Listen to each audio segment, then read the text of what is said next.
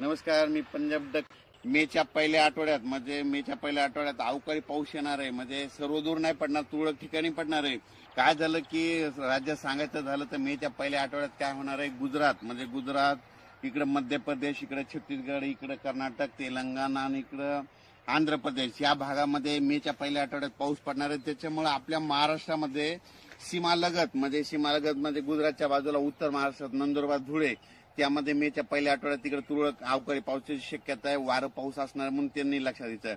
त्याच्यानंतर जळगाव जिल्हा मध्य प्रदेशकडे पाऊस पडणार आहे. त्याच्यामुळे मेच्या पहिल्या आठवड्यात त्याच्यामुळे जळगाव, जामोद, बुलढाणा जिल्हा, अमरावती, अकोला, वर्धा, नागपूर, भंडारा, गोंदिया, चंद्रपूर या भागामध्ये अवकाळी पावसाची शक्यता आहे. म्हणून मेच्या पहिल्या आठवड्यात ही अंदाज लक्षात येतात. त्याच्यानंतर तेलंगणात देखील अवकाळी पाऊस पडणार आहे मेच्या पहिल्या आठवड्यात. त्याच्यामुळे तेलंगणाच्या सीमालगत नांदेड, धर्माबाद, त्याच्यानंतर नायगाव, नरसी या भागामध्ये, त्याच्यानंतर देगलूर, सगरोळे या भागामध्ये अवकाळी पावसाची शक्यता आहे म्हणून त्यांनी देखील लक्षात द्यायचं.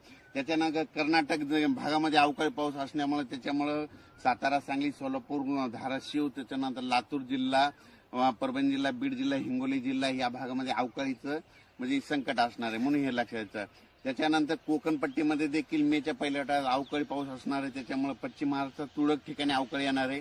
अवकाळी पाऊस राज्यातला सर्व शेतकऱ्याला सांगतो की सर्वदूर नसतो, पण शेतकरी काय करतात, सर्वांना वाटतं की सगळीकडे, म्हणून हे पहिल्यांदा लक्षात घेणं जरुरी आहे.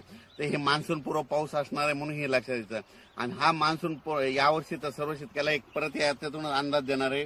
यावर्षी खूप चांगला पाऊस पडणार आहे, म्हणजे समाधानकारक असणार आहे. जसा 2024ला पाऊस पडला तसंच यावर्षी 25ला देखील पाऊस पडणार आहे म्हणून ही शेतकऱ्यासाठी आनंदाची बातमी. आता ह्या मे मध्ये म्हणजे अवकाळी पाऊस म्हणजे मान्सून पूर्व पाऊस आला बऱ्याच ठिकाणी सुरुवात होणार आहे.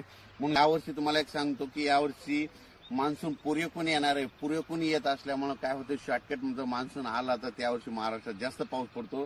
मान्सून पूर्वेकडून आल्याच्या नंतर नगर जिल्ह्याला जास्त पाऊस पडतो, सांगलीलाच पडतो, साताऱ्याला पडतो, सोलापूरला पडतो, बीडला जास्त पडतो. म्हणून हे बीड जिल्ह्याला देखील आनंदाची बातमी की यावर्षी बीड, नगर, सोलापूर, धाराशिव या जिल्ह्याला खूप चांगला पाऊस येणार आहे म्हणून ही अंदाज लक्षात द्यायचा. पण राज्यामध्ये मेच्या पहिल्या आठवड्यात अवकाळी पावसाचं शक्यता आहे.